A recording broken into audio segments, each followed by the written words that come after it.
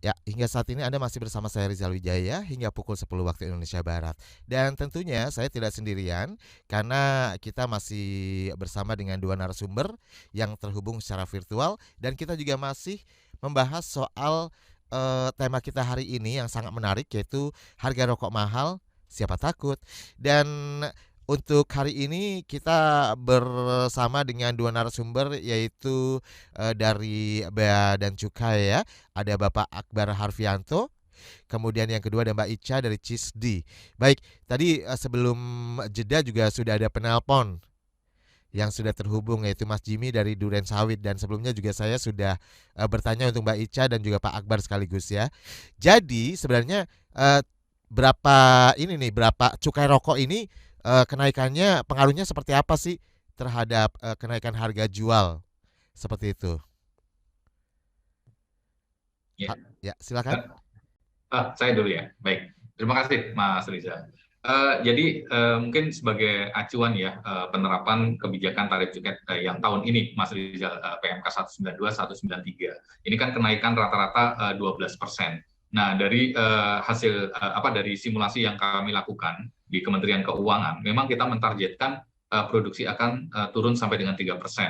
Kemudian kalau tadi Mbak Ica bicara mengenai indeks kemahalan atau affordability index itu juga kami gunakan sebagai dasar acuan juga Mas Rizal menggunakan referensi dari lembaga-lembaga dunia, ini kita juga mentargetkan bahwa affordability index ini akan sampai di titik 13,78.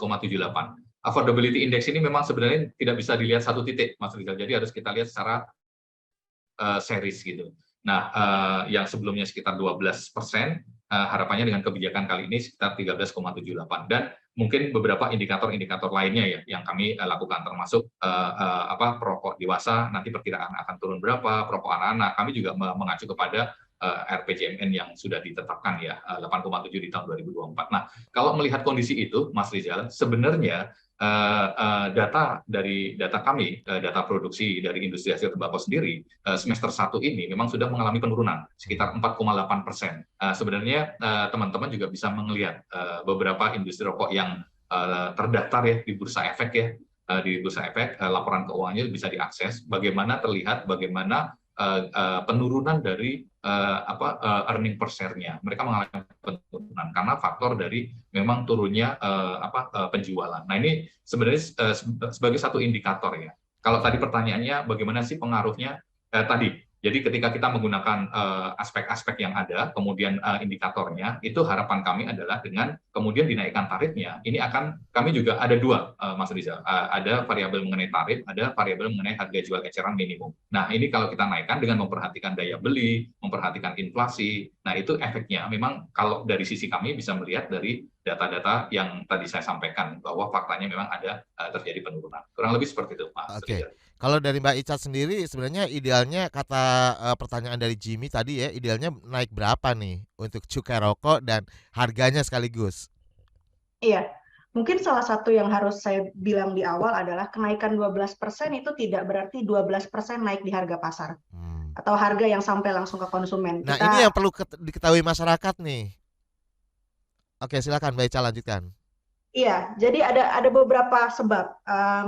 Pertama kita tahu bahwa perusahaan rokok diperbolehkan untuk mengurangi sedikit HJE-nya ya dibanding HJE yang ditetapkan oleh Kemenkyu itu ada di peraturannya. Yang kedua adalah kita tidak bisa mengasumsikan bahwa cukai yang dikenakan kepada sebuah produk itu kan fully akan ditransfer menjadi harga.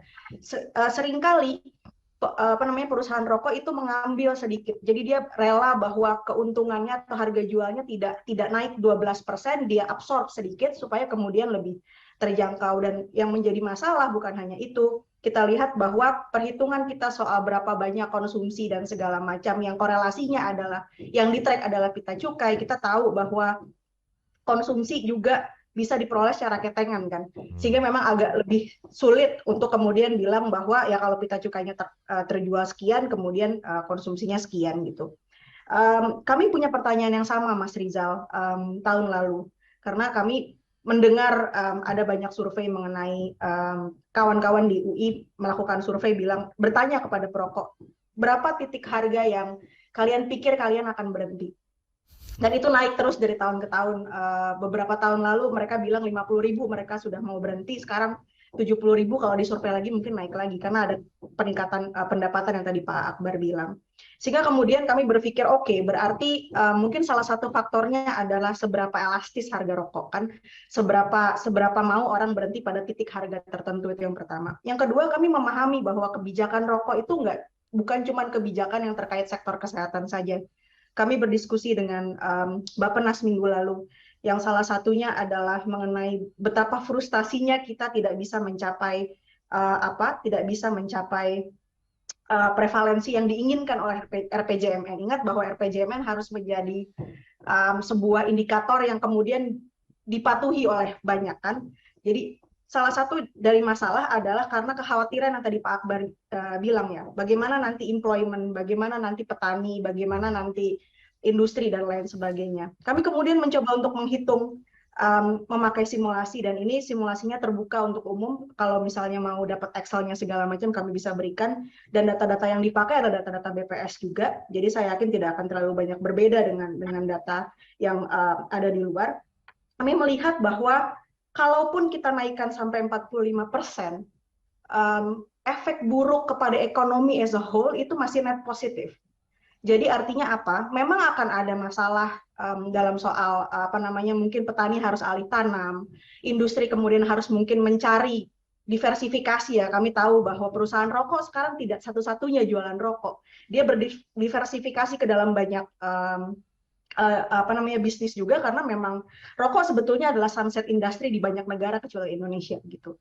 Dan sampai 45% kita lihat, walaupun presentasi perokok ketika kita naikkan sampai 45 itu turun sangat jauh, net terhadap ekonomi, jadi employment, income, kemudian total output dalam ekonomi secara keseluruhan itu masih net positif gitu. Jadi kami mencoba juga untuk memberikan assurance kepada pemerintah bahwa jangan khawatir, dan kita tahu bahwa hitung-hitungan tahun 2020-2021, kalau kita tidak mengikuti roadmap simplifikasi yang teman-teman Kemenkyu sendiri tetapkan, itu sebetulnya kita sudah ada revenue loss sampai 51 triliun gitu.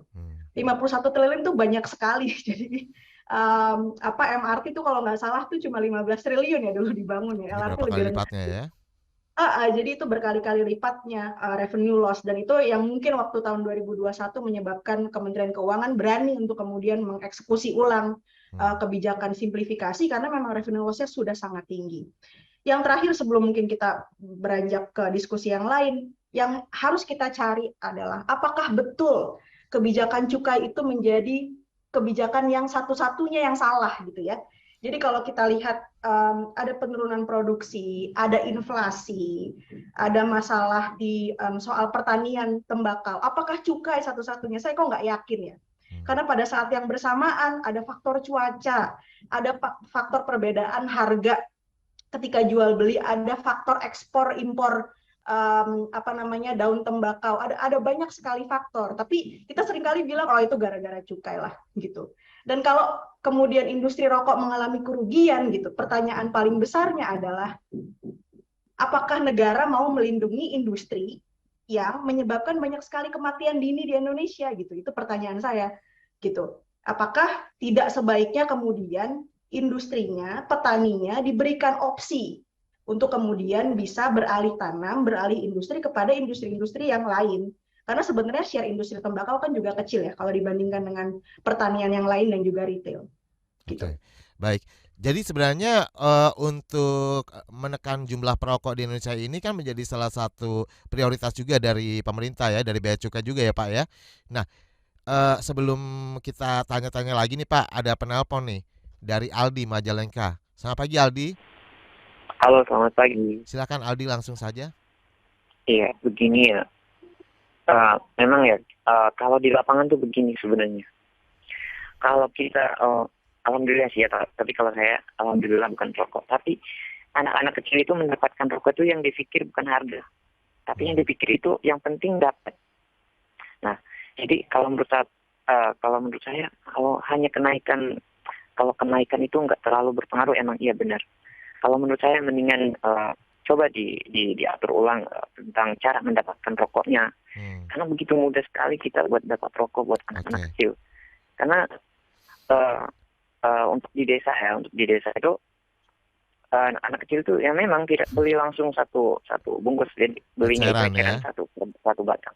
Nah, itu kan kalau hanya penaikan itu, kalau menurut saya hanya mendatangkan rokok-rokok yang ilegal ya. Karena yang keadaan tahun kemarin saja pas cukai naik, itu rokok-rokok ilegal tuh sangat banyak sekali ya dilihat di desaku di sini, sangat banyak sekali. Dan itu didapatkan yang begitu mudah dan gampang. Nah, kalau misalkan sekarang nih, dinaikkan kembali. Nah, itu bagaimana dengan rokok-rokok ilegal? Baik. Belum aja yang akan datang. Ya, terima kasih Aldi. Aldi, terima kasih di Majalengka. Luar biasa loh. Kita butuh orang-orang atau masyarakat seperti Aldi ya, yang tingkat awareness-nya juga udah mulai tinggi soal rokok ini, bahaya rokok. Nah, sebenarnya Mbak Ica dan juga Pak Akbar, kata Aldi ini mewakili masyarakat yang lain ya. Sebenarnya bukan di harga, tapi akses untuk mendapatkan rokok itu sendiri. Nah, nanti kita akan bahas lagi lebih dalam ya di sesi berikutnya. Tetap di Ruang Publik KBR bersama saya Rizal Wijaya.